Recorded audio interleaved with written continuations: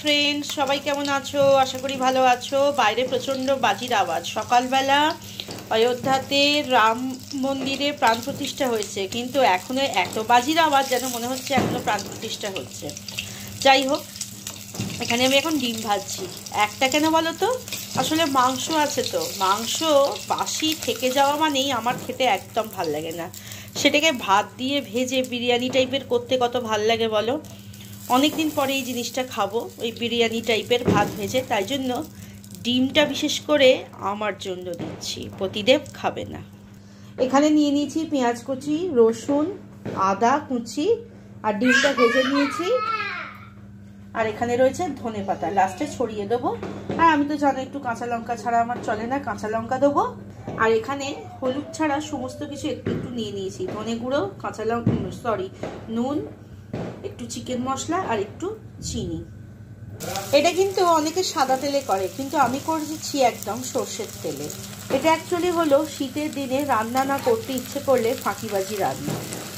তো মাংসটাও পড়ে রইল না আর ভাতটাও পড়ে রইল না, দুটোই সমানভাবে রান্না হলে আর কি টেস্টি হলে উঠে যাবে।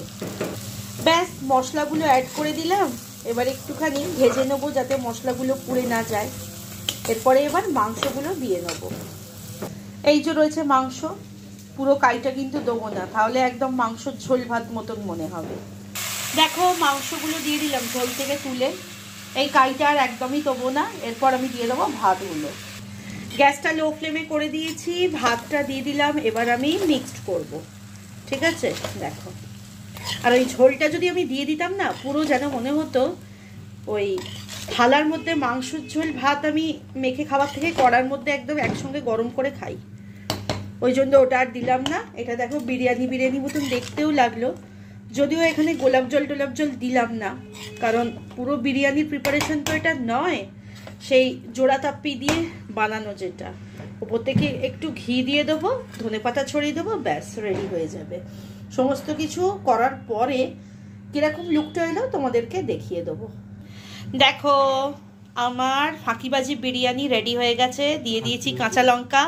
আমার প্রতিদেব আমাকে বলে আমি নাকি টিয়া পাখি, আমি নাকি কাঁচা লঙ্কা খাই খুব, ঠিক আছে? আর এখানে আমার ডিম রয়েছে, ডিমটা এর মধ্যে দিয়ে নেবো। আর কাইটা কিন্তু পুরো রেখে দিয়েছি, এটা আমরা কেউ খাবো না, এটা আমি ফেলে দেবো, কারণ বাসি মাংসের কাইয়ের প্রতি আমার একটু কিন্তু অ্যালার্জি আছে, বিশেষ করে চিকেনে। পাঁঠার মাংসর বাসি কাই যেমন টেস্টি লাগে, চিকেনের কিন্তু একদমই ভাল লাগে না। আমার প্রতিদেবকে দিলে হয়তো খেয়ে নেবে, কিন্তু আমি দেব না। তাই জন্য চিকেনগুলো তুলে আমি বিরিয়ানি বানিয়ে দিলাম, ঠিক আছে? তাহলে তোমাদের সঙ্গে আজকে আমি ফাঁকিবাজি রান্না শেয়ার করলাম। তোমাদের ঘরে মাংস বেঁচে থাকলে এরকম ফাঁকিবাজি রান্না করে বড়দের খাইয়ে দেবে, আর তোমরাও নিজেরা খাবে, রেস্টও পাবে, আর বড়দের মনও পাবে, ঠিক আছে? আজকের মতো এটুকুই, টাটা।